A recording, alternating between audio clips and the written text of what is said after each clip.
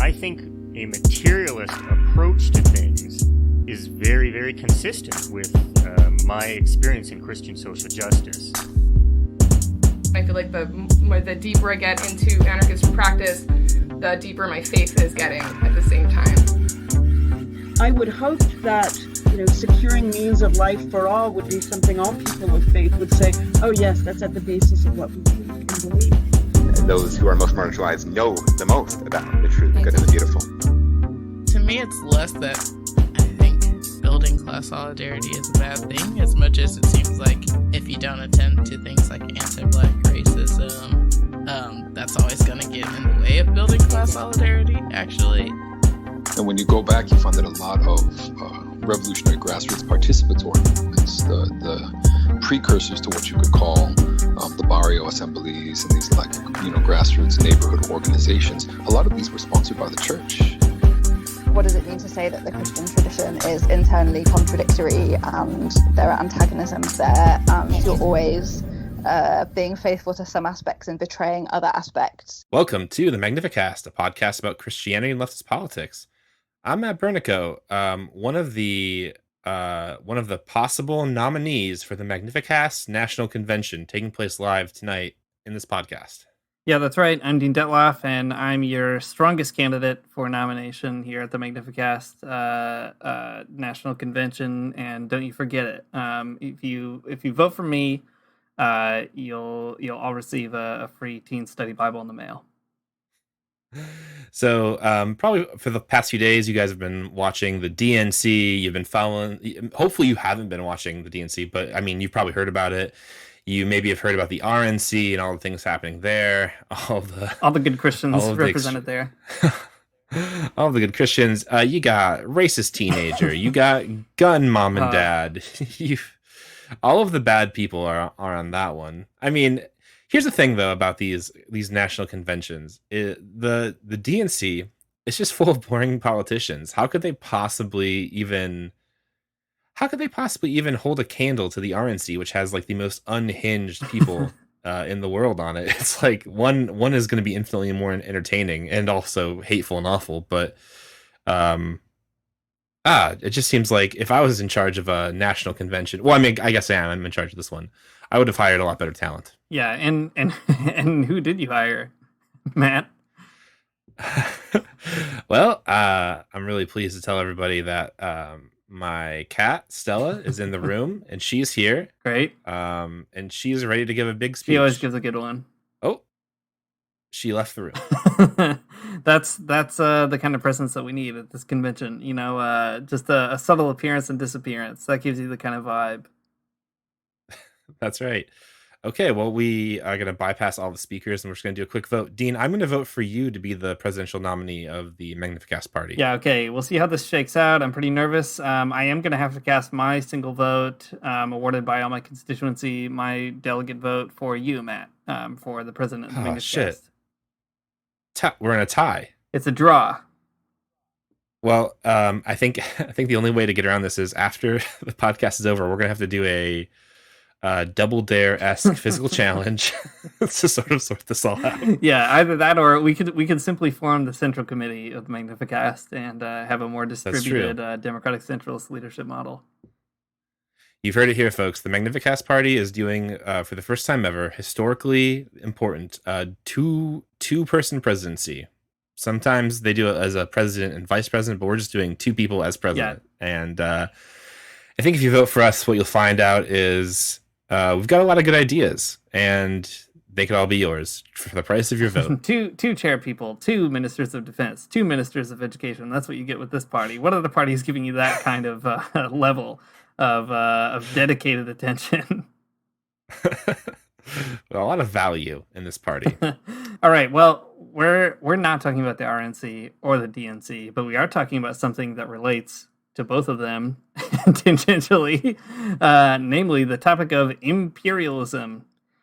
It's a spooky word. You've probably heard it before. Do you know what it means? Man, you could help us out. If you did, please send us an email. Tell us. We did, though, try to figure it out for you, and we also tried to figure out how Christians do and don't seem to think about imperialism.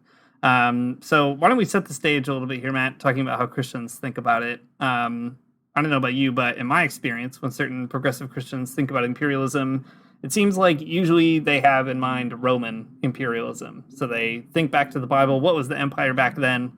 It was Rome, so of course we don't like that one. That then gets mapped on to U.S. imperialism, and so whatever Christians didn't like about Rome is what Christians shouldn't like about the United States. And it can lead you to some interesting places, I guess, but what it means is that people try to connect the dots between those forms of resistance in ancient Rome and today. So what it leads you to say is you might say something like the early Christians thought that worshiping the emperor was idolatry, and so they wouldn't do that. So naturally, we too wouldn't worship our president, for example. Or if you're really radical, you might say that Christians didn't join the military, so today we shouldn't join the military either.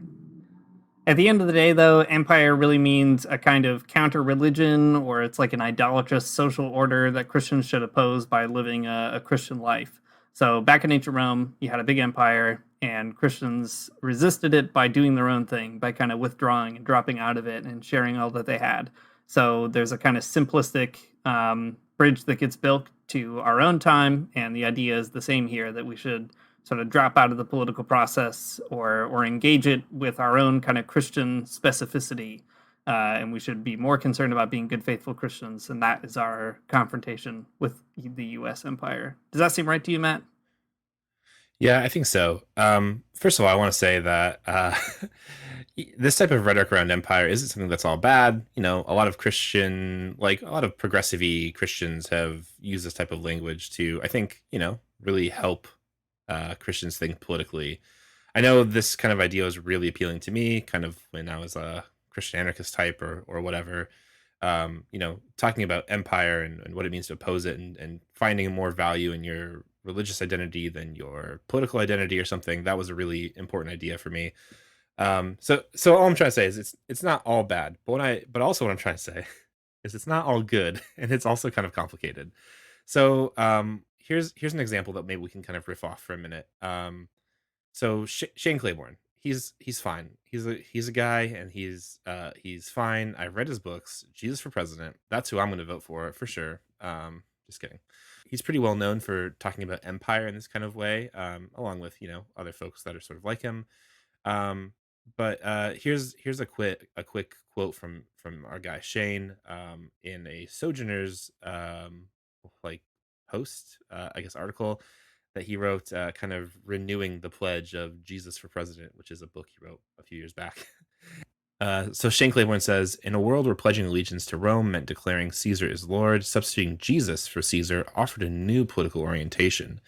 Every time the early Christians proclaimed Jesus is Lord, they were also saying Caesar is not. It was deeply and subversively political.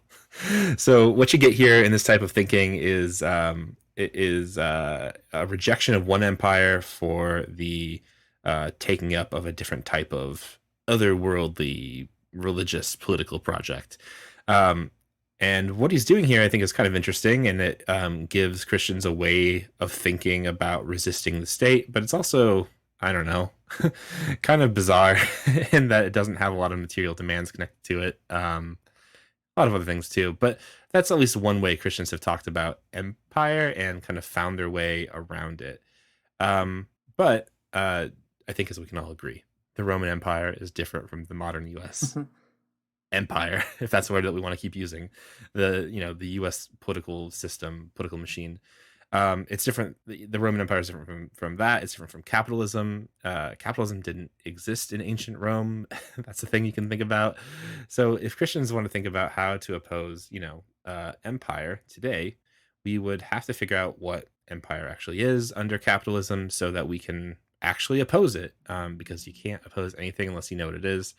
And like we always say, the Marxist tradition has done a lot of work trying to explain all of this. That's what Marxists do, explain things. And I think it would be really helpful if Christians listened for just a hot second. Yeah, that's right. And I think you're right, too. I should reiterate your point that, this language of the Christian confrontation with empire, the Christian alternative to empire, all that kind of stuff, it does do quite a lot. And like you say, it is really interesting. It was really appealing to me. I would say to it that intuition set me on the path to moving to where I am now. So I try not to be like resentful of it. I'm not trying to like look down my nose at it or anything. But I guess what I mean is that intuition is what's right about it is the intuition that there is something that should make Christians suspicious of imperial projects. That seems right to me.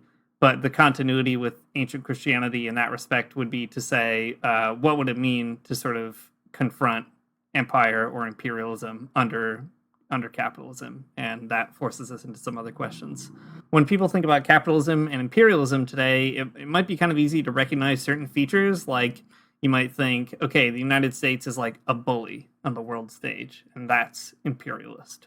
Or the United States likes to go around messing in other countries, and Christians shouldn't like those things. Christians shouldn't like the U.S. bullying people, going to war in Iraq or Vietnam or whatever it might be. And that's good and true. But Marxists kind of extend that observation or insight to say that imperialism is more than just a country being mean to other countries. It also has to do with a certain economic logic. So Karl Marx talked a lot about capitalism, of course, but he only talked a little bit about imperialism per se. I mean, you kind of can't talk about them independently of each other, but, Marx is writing in the 1800s, and at that time, capitalism looked different than it does today. And so he spent a lot more time trying to work out the kind of structure of capitalism as an internal economy, if you will, with a little bit less attention to how that relates to things that are outside of it or how it appropriates or expropriates in these kind of bigger imperialist ways. He never wrote a book about imperialism. So later on, Lenin wrote a pretty famous book on imperialism. Perhaps you've heard of it. Rosa Luxemburg also did some pretty important work on that topic. She had this argument that's pretty fascinating that capitalism has to find sources outside of the capitalist economy to colonize and generate wealth. So you can kind of see, the Marxist tradition is really looking for ways to explain things like colonialism and imperialism according to what capitalism needs, what it forces capitalists to do. But I think the most important thing is that as decolonial movements grew up around the world, people were trying to throw off the chains of their colonizers. They came up with all kinds of theories of imperialism that were tied to their experience as colonial subjects. So people like Fidel Castro, for example, or you could think of all kinds of movements in Africa or Asia or Latin America, they all had to think about imperialist structures from their own kind of circumstance or their own national experience or whatever it might be. And in the middle of all that, liberation theologians also did a ton of work on imperialism in the 60s and 70s especially. So there's a really strong sort of Christian component that actually kind of parallels all of this really fascinating Marxist literature. Today, though, I think a lot of people, including some people on the left, so not just Christians, but certain Marxists too, don't actually think that the Marxist idea of imperialism is very helpful. But surprise, we do. It's both Christians and Marxists. Yeah.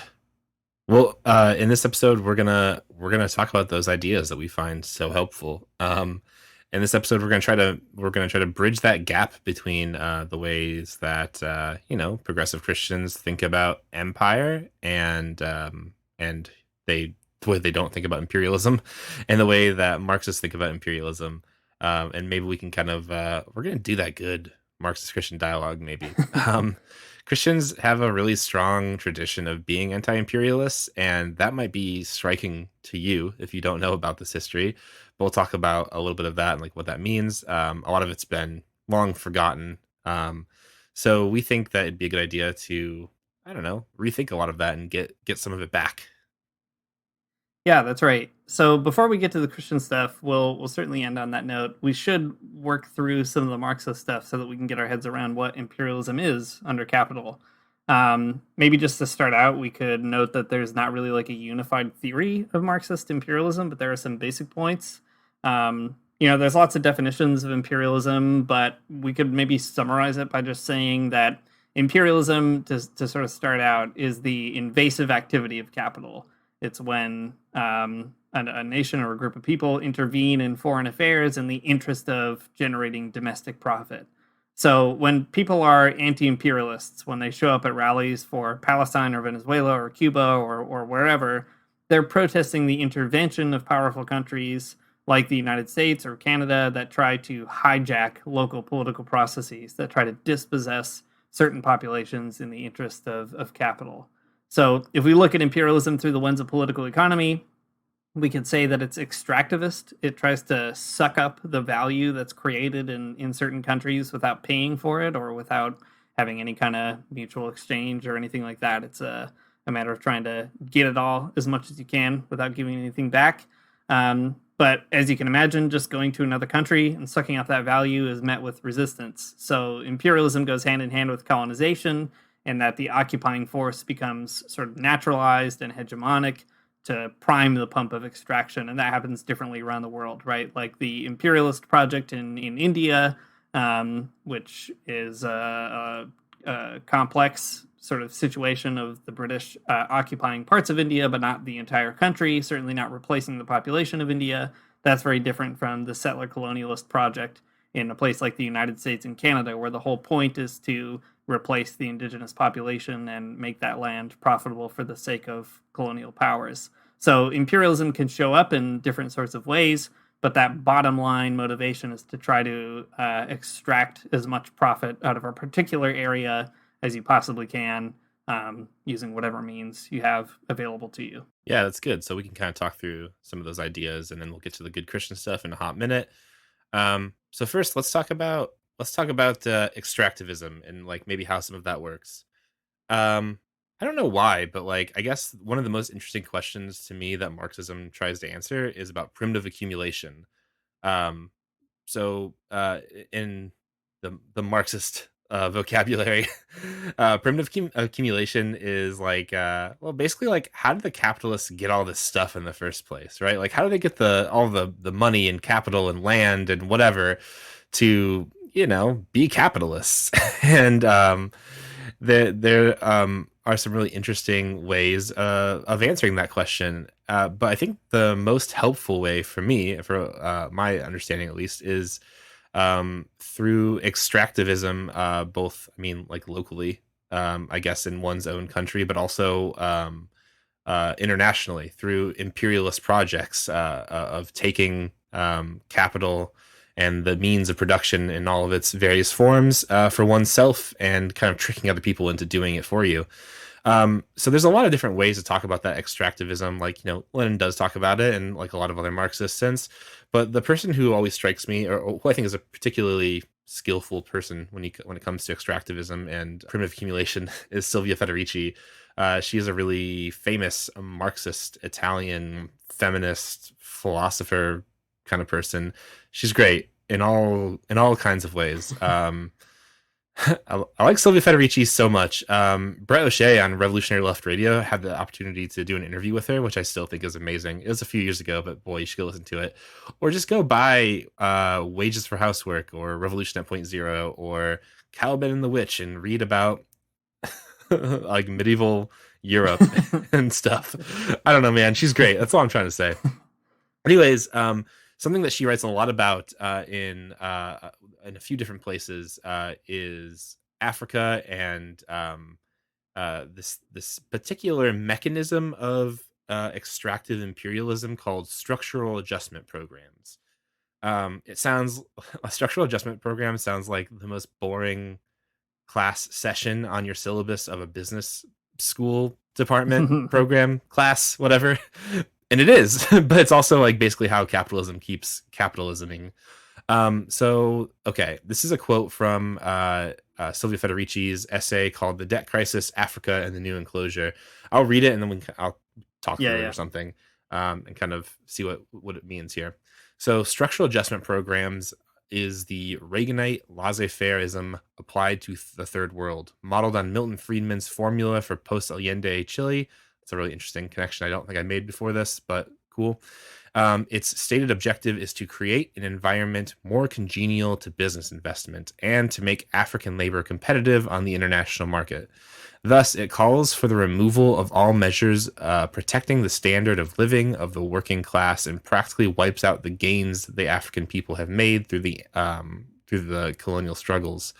Structural adjustment programs mean that in exchange for growth-oriented loans, a country must accept a packet of reforms that include the liberalization of imports, the privatization of state industries, the full privatization of land tenure, the abolition of restrictions on currency exchange and commodity prices, the demise of subsidies to healthcare, education, basic commodities, and constant devaluations.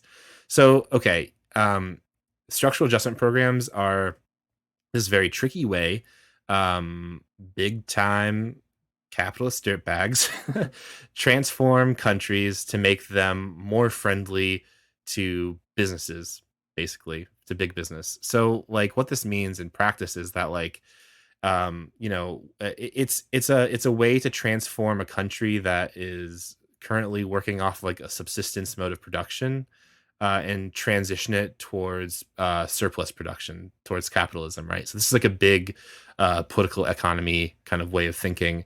But like basically, if you're like a country that is, I don't really like the word, but developing, if you're a developing country or whatever, and you want money from the International Monetary Fund or some other thing that's like it, you basically have to like ruin your entire economy as it actually exists. So people from other countries, like Europe, the United States, and so on, can like have a nice cozy place to come extract all of your resources.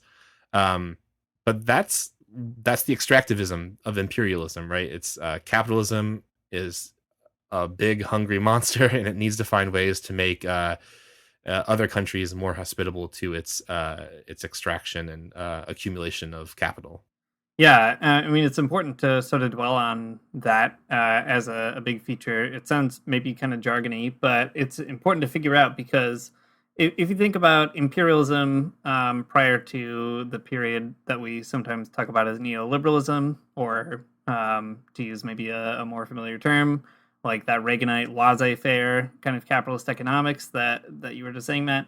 If we think about imperialism before that, what we tend to have in mind are, countries like taking their army, going to a different country, occupying that country, and forcing them to produce certain things or have certain political leaders that will or will not, that will be more amenable to your particular interests, right? So the United States did a ton of this stuff, right?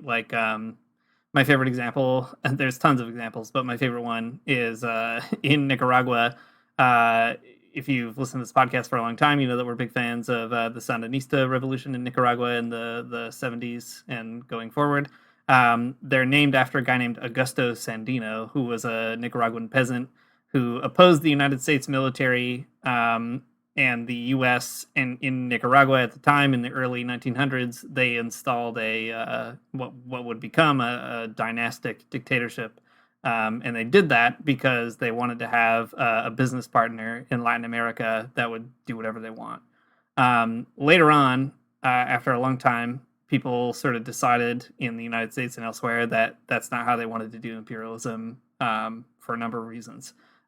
People started to not like it in the United States, right? They would protest those kinds of things and not be okay with it. The global community didn't like it too. So they came up with all these extremely subtle and more complicated ways of basically getting the same thing, which is access to extremely cheap labor, access to places where you can pay people basically nothing to make your stuff, and then you can sell it for a ton of money back in the imperial core. Maybe another example to sort of drive this home is if you think about a Nike shoe. Nike shoes in the 90s were sold for $100 or whatever, but it cost them $1 to make, all said and done, which includes material, labor costs, all the rest of it. The way they got all that stuff was through these kinds of things, right? Structural adjustments in different countries that made the process of production extremely cheap because they paid people essentially nothing. That's really what we're talking about, right? So a country doesn't have to go take its big army to a different country and say, you're going to do this for us or else. Instead, what they do is a poor country needs a loan or needs money because they're, starving or whatever. And they go to the global community and say, we need money. And they say, we'll give it to you, but only if you do this stuff. And it's important to see imperialism as sort of that subtle way by which wars continued in these other ways. Yeah, exactly. It's saying it's subtle is good.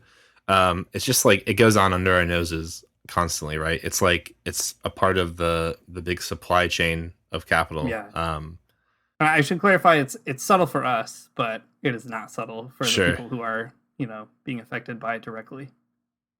Right. I mean, from the perspective of an American consumer, you'd never know it. Right. Because we're dumb as shit. But but yeah, I mean, for the people elsewhere, that's actually happening too. It's acutely obvious. Yeah. It's like, well, we could pause on this point a little bit more, right? So when Christians think about imperialism, they think about Rome. Again, what we're thinking about is a big, huge state that you can look at and identify and say, aha, there's the empire, right? It shows up in all these really obvious ways. There's statues of Caesar everywhere. Caesar's on your money. There's a big Roman centurion in your town, or a garrison of them in your town, or whatever, right? And that's imperialism. You can see it right in front of you. But for us, like, we sort of try to simply transpose that onto the US. So we say, aha, there's the empire because there's the White House and the person who lives there, and maybe there's people on our money, and the kind of American myth that we all grow up in is this big idolatrous fiction. And, all that is true to a certain degree. But the real challenge of the empire is that it's actually much, much harder to see, right? Like when you go buy a pair of Nike shoes, that is actually your participation in imperialism much more than like you deciding or not deciding to say the Pledge of Allegiance.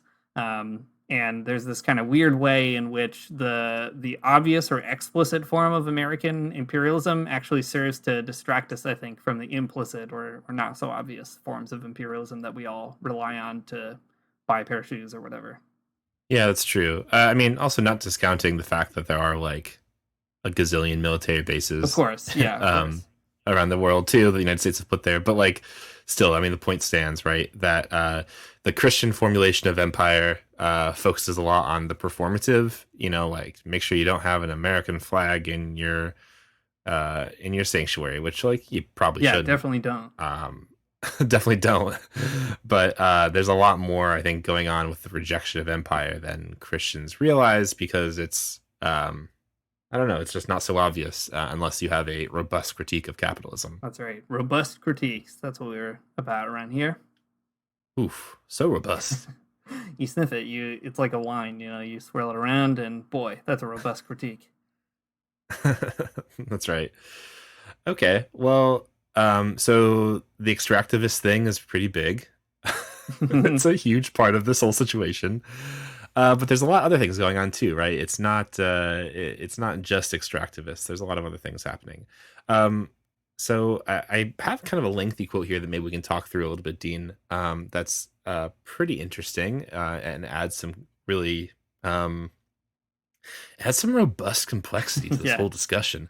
Some good flavor notes. This is from the most recent issue of the Monthly Review, which is a very good socialist magazine that I think we talk about probably once a week. Monthly Review, air horns. The most recent one was about racial capitalism, and the opening essay is by Nick Estes and Roxanne Dunbar Ortiz.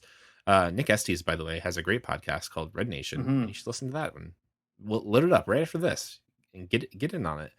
He did an episode with Brett O'Shea on Rev Left as well. So lots of Monthly Review plugs, lots of Brett plugs. We're doing it all. We're supporting our friends. That's right. Okay. All that to say, they wrote an essay together called "Examining the Wreckage," which I thought was it was so robust. Anyways, I think it's helpful because it's a great intervention into the conversation on imperialism, because it broadens the conversation from political economy and things like structural adjustment programs to colonialism and the ways that indigenous people are pushed to the very edges and so much more. So I'll read a quote here from the essay. It's a bit lengthy, but that's fine. And then we'll talk about it. Okay. So it's kind of the closing of their essay, but it's a good one.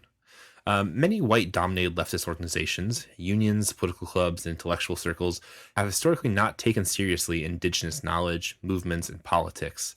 In settler colonies, aspirations for socialism frequently allied the presence of indigenous people and nations, or at least the continued plunder of their land. In other words, a social society is easier to conceive than a world without settler colonialism. An extremely important intervention. There you go. They go on to say, this is a core feature of settler colonialism, not just the elimination of the native, but also the naturalization of unnatural settler states built on the annexation of indigenous land and the genocide of indigenous people. Historian Manu Karuka, whose name I'm probably saying extremely incorrectly, provides a cogent critique of settler colonialism, reconceiving it more accurately as a continental imperialism. From this perspective, when we read Frederick Jackson Turner's Frontier Thesis alongside Lenin's Imperialism, the High Stage of Capitalism, through the lens of Native Indigenous studies, we are presented with a series of different questions in understanding the nature of the United States. There is no national territory in the United States, according to Karuka, nor is there a national political economy, only an imperial one, which continues to be maintained not through the rule of law, contract, or competition, but through the renewal of colonial occupation. Put another way, Turner wrote of the closing of the frontier as a sort of end of history scenario, understanding the United States as driven fundamentally by land-based territorial acquisitions through war and treaties, and whose political and economic engine was the frontier. The sudden transformation of that project, Turner lamented, arrived when there was no longer a frontier county reported on in the 1890 U.S. Census. What was left for the United States to conquer? Lenin conceived of imperialism as driven by monopoly and capital, not trade and discovery. We could understand this best in the way the United States rapidly expanded. In less than a century from its original 1784 boundaries, beginning with the first 13 colonies, the United States annexed nearly 2 billion acres of territory, most of which is west of the Mississippi River. Okay, that was so much to read. You did a great job. Thank you. I appreciate that. It's so much to read, but I think it's a really important aspect of colonialism that I think socialists and Christians need to hear. Nick Estes and Roxanne Dunbar Ortiz are not wrong that white dominated leftist organizations don't do a good job of explaining this. So I'm extremely happy for their robust criticism as well. But I think what's really striking about this, though, is that it's not just about, extractivism, but it's about the whole process of turning people who have dominated another people into sort of a natural thing that's there. And it kind of it uncovers a little bit more of that that logic of empire and the way that it works that is otherwise, I think, invisible to us because we are in a particular position to benefit from it. Mm-hmm. Yeah, I think that's right. Also, that sort of political economy point that comes into this too, that there's no national territory in the U.S., but just an imperial one that has to be maintained through all these different ways. Bringing in the fact that Lenin ties imperialism to monopoly and capital, not trade and discovery. Those kinds of things are really important because they also help us to understand that, like, settler colonialism is a project that, again, isn't just sort of premised on, like, Europeans being bad, although they were, not denying that. They were bad for sure. But, like, there are economic reasons to be bad, or there's an economic logic that drives people to try to replace or genocide indigenous peoples in the interest of building up their own profit and building up a massive economic stronghold. And I think that is, again, just an important piece because it helps us to integrate all these struggles as well, right? It helps us to integrate struggles for indigenous sovereignty with struggles for anti-imperialism. It helps us recognize that imperialism, like you said, is not just an extractivist thing that happens somewhere else and kind of just pulls all the resources back in the middle, but it's also something that happens at home, which is something that indigenous activists have long talked about, right? That indigenous people in Latin America are affected by the U.S., and so are indigenous people in the U.S., or the same with Canada. So helpful to be able to pull all those threads together in one spot. Yeah, definitely. There's so much more we'd probably say about, both of these sort of interventions into imperialism, but there's more we could say about imperialism in general, right? Lenin wrote a big book about it. You should go check it out, I guess, if you want. but it's complicated. And I think these two complications help us, I mean, first of all, understand it more deeply, but just give some really important caveats to like what it actually is and how it works. But this is okay. So this is something that Dean and I talked about very briefly before we started recording, but we Christians have this really particular role in anti-imperial struggles in the U.S. and Canada, and also in Latin America and elsewhere. But like, it's really hard to remember that. I think something's happened to our memories where we've broken our brains so severely that we've forgotten the roles that Christians and liberation theology have kind of played in anti-imperialism. As Dean was sort of listing out all of these different groups that existed in the 70s and the 80s and even in the 90s, it's just like, holy shit, this is a real thing for a minute. And for some reason, no one knows about it right now. So Dean, being the guy who recently presented a paper on this topic, tell us about Christians and anti-imperialism. Yeah, sure. I think in a minute we should talk definitely about like a number of groups that were doing this kind of organizing work in the imperial core, because I think that's important, as you say, to repair that memory. You know, you have to go find what happened so that you can think about what to do now. But I said at the very beginning of the episode too that liberation theology came alongside all these decolonial movements and alongside some of the most important interventions in imperialism as a kind of theory. And one way that Christians did that was through liberation theology, which of course is not just an academic discipline. You know, there's a scholarly component to it, but it's primarily rooted in movements and practice. And one thing that's so fascinating about liberation theology is that when they start thinking about economics, they come on the scene when there's one particular theory around imperialism that was extremely popular that is sort of shorthanded, fairly or unfairly, to being called dependency theory. There's a number of people who contribute to it, but the short of it is that it sort of sees the world economy in terms of core and periphery. So there are imperial cores, the United States, Canada, Europe, maybe some other places. And then there are places, regions, countries that are deemed as peripheral. And the core extracts, as we've been saying, all this kind of value from the peripheries. But the most important thing is that the core actually works to actively keep the peripheries in a peripheral position. So nobody wants in the core to let these peripheries become more independent or to sort of grow in their own economies or whatever. The whole point is to keep them underdeveloped.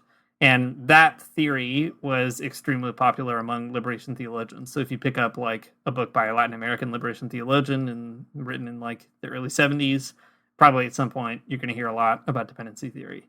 And I think what's important about that is, first of all, it's a testament to the fact that Christians who actually live in places where these conversations make the most kind of difference, you know, being on the worst sides of imperialism, they felt the need to go out and find these kinds of analyses, right? So they weren't content to just say, well, this is how Christians resisted Rome, and so that's how we should do it in Peru or Brazil or whatever. They said we have to figure out what is the actual economic situation that keeps our country the way that it is, and how can we sort that out? So dependency theory was one way to do that. The other thing that I think is really fascinating about it is that liberation theologians felt like it was a sort of Christian duty, I guess, to parse that out and articulate it. And they do a pretty good job. Like, not only are they drawing from dependency literature, but they contribute to it in ways that even get quoted by other leftists that are not, liberation theologians. Like, I'm reading about Jamarda Harnacker, who we talked about just recently on the podcast, and she occasionally will just quote a liberation theologian as one more scholar among many others. And I think what that testifies to is that Christians sort of earned their spot in the left by being willing to do the homework, to do the hard work. And that's one sort of intuition that we should recover. Yeah, I think so. Longtime friend of the pod, Jim Hodgson. You might remember him from previous episodes on Venezuela and what else did he do? Bolivia.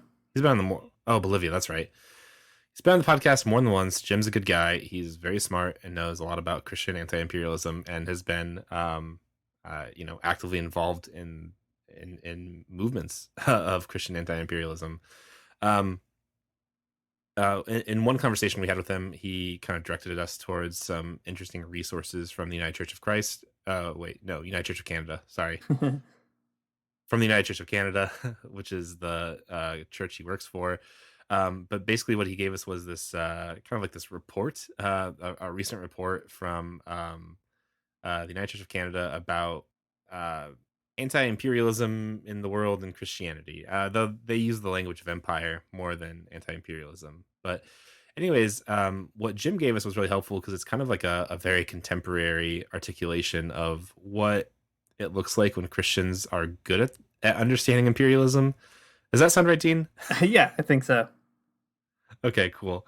I mean, there's a lot going on there. They are, just like you said, deeply invested in kind of understanding the world, and like the struggles of other Christians, and not just like willing to kind of like be vague about it. So they're, willing to kind of get into the politics of these situations.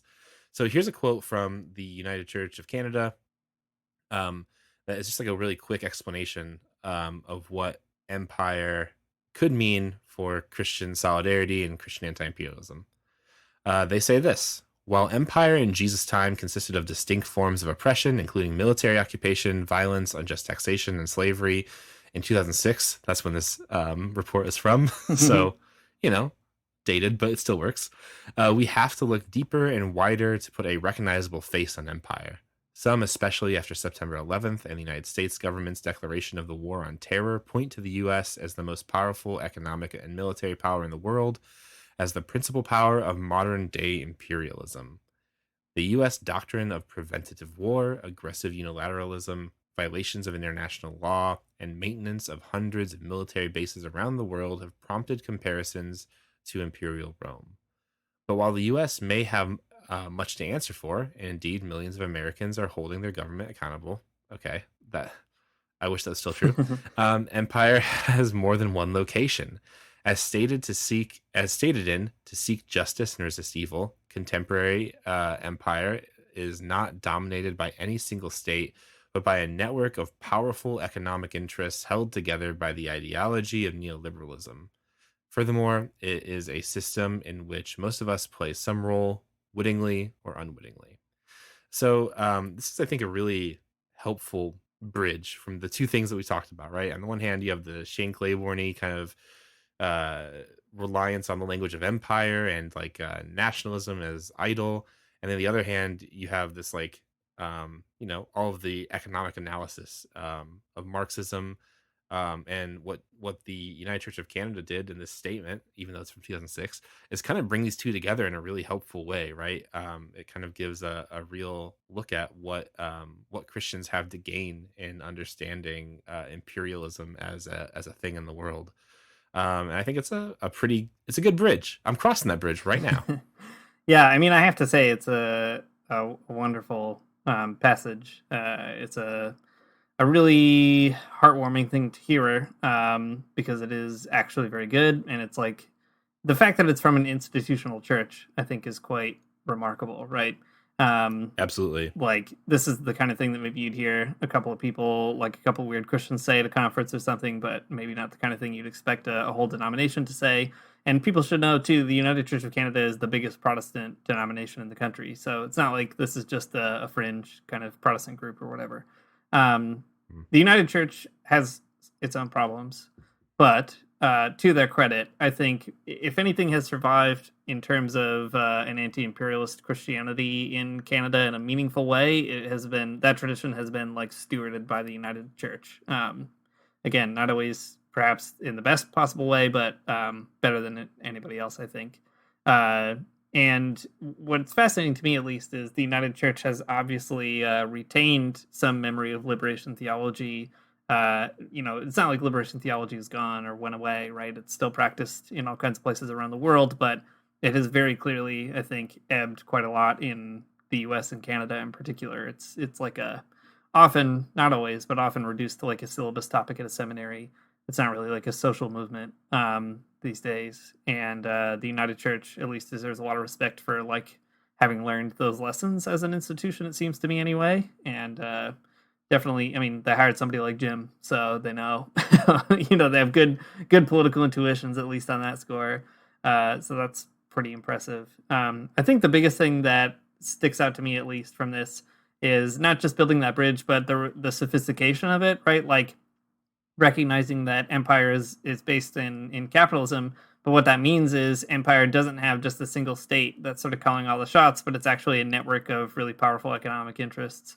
And that is probably the hardest thing to get your mind around, because it requires you to figure out where that network is going. Yeah, and it also requires you to name capitalism as a problem, right? Because that's what the network is. Right. A big interconnection of capitalism forcing its way through all types of different parts of the network. Yeah, that's right. But yeah, so it's I don't know. Not many churches, probably any others than the United Church, have said something quite like this. So it is good. It was in 2006, which is wild. But yeah, I think there's something here to kind of reclaim in Christianity, and it just kind of takes us to sort of reactivate that memory of Christians doing this kind of work. Yeah, I mean, we should talk more about that, right? Like, it's not immediately obvious to Christians now that they should care about capitalist imperialism, but in the past, like we've been saying, Christians actually did a lot of work trying to figure it out for themselves, but also to explain it to other people. And again, not just like liberation theologians, like professional smart people talking about God and religion, but like rank and file Christians thought that this was important. So, like you said, I presented a paper recently at this conference on the Christian left, and my paper had to do with Canadian imperialism and theology or Christianity. And I mean, I was like so stunned by all the stuff that I came across trying to do research for it, like all kinds of groups that were preparing resources and study guides and everything. Like in the 70s, 80s, and 90s, there were so many Christians that were either in anti-imperialist groups, and they were just, it was like common knowledge that they were there because they were Christians, or they were forming Christian anti-imperialist groups themselves. So like, maybe I can just give some examples. We talked about Christians for Socialism a long time ago on this show. They still are probably my favorite in this whole group of people. But even like missionaries like the Maryknollers in the US or the Scarborough priests in Canada got really interested in imperialism, and they published a ton of literature. The Maryknollers through Orbis Books. In Canada, there were like lots of study groups with names like the Latin America Working Group. There was a Canada-Asia Working Group. There was the Canada-China Program and a ton of other ones. And basically what they would do is like collect newspaper articles, collect scholarly articles and books and things like that to try to make heads or tails of what was going on in other countries, and specifically what Canada's role was in what was happening elsewhere. And they also set up physical like relationships or partnerships in places like Cuba, the DPRK, lots of other places in the world, precarious places, socialist places, and otherwise. And, some of these groups survive into the 90s or as late as the early 2000s, but pretty much all of them have been rolled into institutional ecumenical organizations, or they've collapsed, just like the anti-imperialist left has really collapsed. Which I think is all just to say that we don't have to like reinvent the wheel if we want to figure out how to be Christian anti-imperialists today, but we do for sure have to figure out what it means to sort out how imperialism shows up for us now. And thankfully there's like a lot of precedents to do that as Christian people.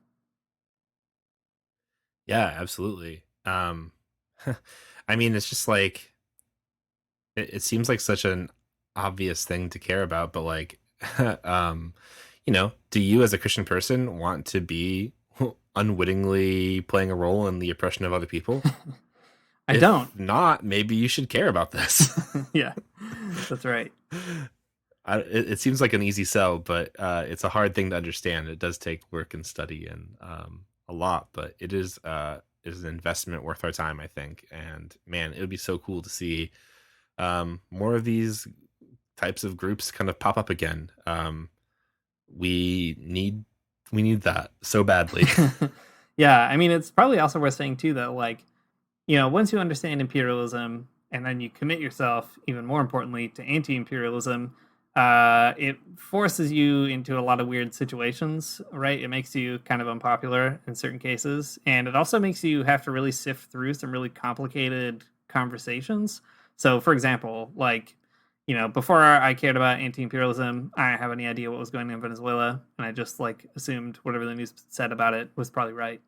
After I did a ton of work, all of a sudden I had lots of different opinions about Venezuela, and I went to protests and rallies in solidarity with Venezuela and all that kind of thing. And as you do that, people do start looking at you like you're, I don't know, going off the deep end or something, right? Because we live in like a world that has a pretty obvious media hegemony and a capitalist hegemony and an imperialist one.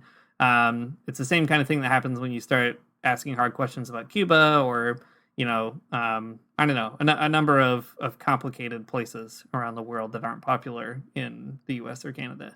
And I think that it's important for Christians to recognize that too. Like, Christians are always talking about being a peculiar people, or like being set apart or called out, or, wanting to resist the national myth making of the US or elsewhere. But to do that, if you end up committing yourself to anti-imperialist politics, I mean, you'll find out really quickly what it's like to feel like a peculiar person because of your convictions. And I think that's important too. Not to say that that's the only reason to do it, but just to say that, like, if Christians are really serious about having a sort of independent, kingdom-oriented critique, or however you want to put it, you might find yourself in these kind of weird political conversations as well. Yeah, I think so. I wish there was like an easy thing that we could do where it's like, well, you should join this group and learn more about it, but there's not. Go check out the United Church of Canada, see what they're doing, and their sort of like missions, imperialism department. That's what it's called. And it's at least a good place to start. It's a good model to kind of look at, just to see like what other people are doing. Yeah, I mean, I'll say this much too. Like, if you live in a city, no doubt there are people working in anti-imperialist areas. And once you start working in one, you find out about a lot of other ones, right? Like, I've been invested in these Venezuela stuff for a while, but like through doing that, you end up meeting all kinds of people who do stuff with Cuba or Bolivia or Haiti and all that kind of thing. Because everybody sort of, imperialism is the big unifier. So you rub elbows with all kinds of other folks too. So I'd say if you live in a city, you should certainly just go to a rally or find people who are organizing them. For me, I come across that stuff because I know a lot of communists, and that is helpful. But anyway, all that to say, it's out there. If you don't live in a city, or you're like in a place where that kind of organizing just doesn't happen, or you can't find it, I don't know, maybe you have to commit yourself to study and learn about it and start something. I don't know. I'm not going to tell you it'll be your life, but all that to say, there's more than likely there's somebody nearby who's already, on the path. All right, folks, you heard it here. Imperialism, it's bad.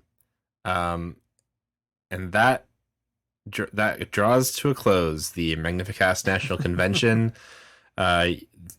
You're coming straight to you from your two presidents that have been elected by one another. That's right. Sole delegates imperialism, and maybe next year you can vote too. Who knows? But that's it. Yeah. Oh, dang! I should plug one last book here before we go. This is an awful way to end a podcast, but so as a good Christian who wants to understand ancient imperialism and contemporary imperialism, I read a pretty good book a few months ago by this woman named Ellen Meeskins Wood. She does a lot of Marxist theory about like medieval society and the transition to capitalism. She's not everything she says is the best, but a lot of things she says are very good. And she wrote this book called Empire of Capital, and it's pretty short, but the entire premise of the book is she tries to explain how capitalism specifically is different from ancient imperialism. And as Christians, I think it's just helpful to like parse that out and figure out what's similar and what's different. So anyway, if you just want like an extremely short and extremely Marxist political economy heavy kind of book, it's a bit dry, but that's just one place to go. I don't know. Christians got to figure out how to make those links, and Marxists can help us do it. So anyway, that's a good place. Thanks for listening to the Magnificast. If you like what you heard and you want to support these two presidents, if you want to put food on our presidential tables, You can do that at patreon.com/the Magnificast, where we do another podcast called the Magnificast Lock-In. So if you want access to all those good Oval Office conversations, that's where you're going to find them. Let's see. You can find us on Twitter at the Magnificast. You can find us on Facebook, kind of, in a group called the Magnificast Basement. I don't know. I don't really use Facebook anymore, but maybe I ought to start again. You can email us at themagnificast@gmail.com. Our music is by Amoria Armstrong, and our outro is by the Illogical Spoon. We'll see you next week.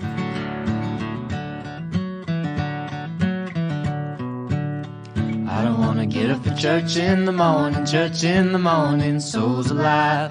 Heaven come to earth and there won't be no church. We'll meet down by the riverside.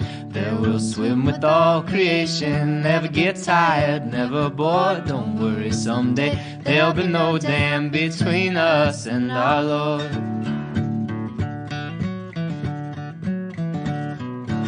Jackson, keep your hoods up.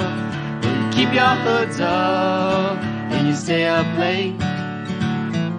In Jackson, you keep your hoods up.